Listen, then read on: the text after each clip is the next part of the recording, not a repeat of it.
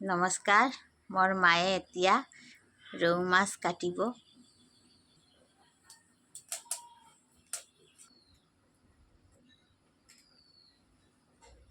মাছটো কাটা হৈ গ'ল। বহুত ডাঙৰ মাছ।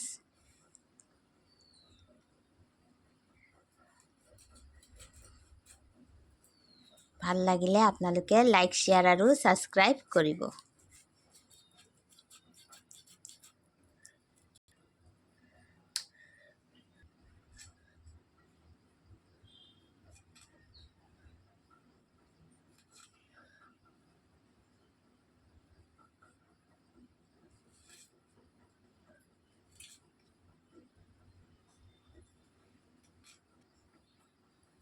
মাছটো মায়ে কাটি লৈছে। আপোনালোকে মোৰ মাৰ কাৰণে বেছিকৈ লাইক, শ্বেয়াৰ আৰু ছাবস্ক্ৰাইব কৰিব।